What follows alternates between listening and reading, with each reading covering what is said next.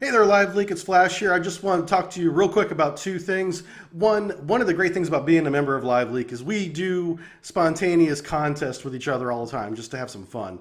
There's a lot of chili cook-offs. I used to do a fatty fat challenge. Then everybody got skinny on me, left me the last fat man standing around here.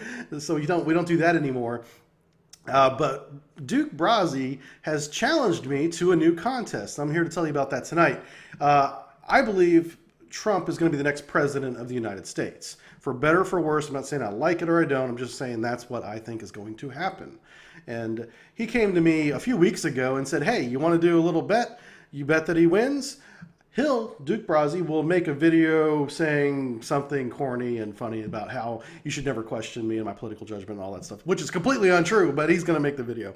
And then if what is most likely the case, Trump is not the president of the United States next November, after the election, then I'm going to make a video about Duke Brazzi praising him. So you guys have that to look forward to in about 11 months. There's going to be a corny video made about either one of us at that point. And between now and then, we're going to be doing updates. At least I am. I mean, I can't speak for Duke, but I imagine he'll come up with something because he is a funny motherfucker. Let me tell you what. But tonight I want to talk about Trump for just a minute. His recent strategy move I think is brilliant, and that's where he does not go to the next Republican debate.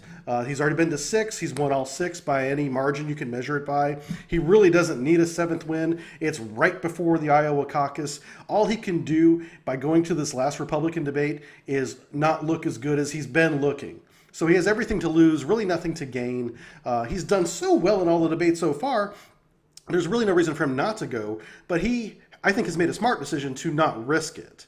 You know, he's decided to have another event at the same time raising money for vets, which I'm always for that. That's a better use of anyone's time. Besides, after 6 debates, why do we need a 7th? Oh, and that's not the end of it. That's just the last one before the Iowa caucus. There's more in February and on and so forth. So I think this is brilliant. He had to come up with a reason, and I think the reason he chose was really poor. He said one of the moderators didn't treat him fair.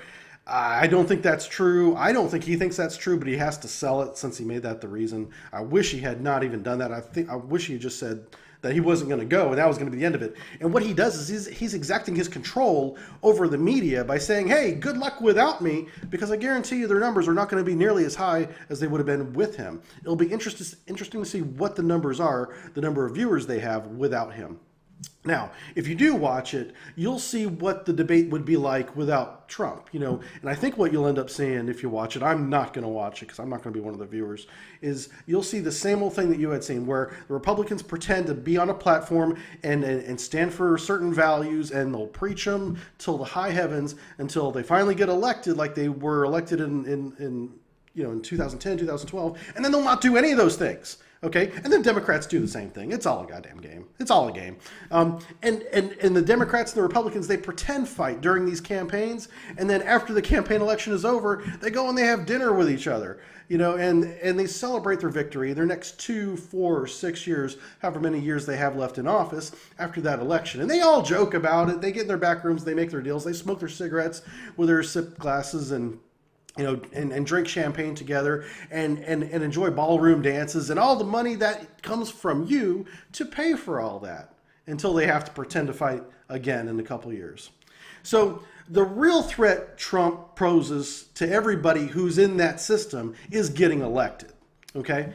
If Trump gets elected, the first thing it hurts are the advisors, the strategists, and the pollsters. Those are the people that profit from the campaigns. Those are the people that tell the candidates what to say at these debates and these town hall meetings. And they charge them millions of dollars to do this. Karl Rove is famous for losing his mind on Fox News whenever he's told on live television that Barack Obama has been elected a second time.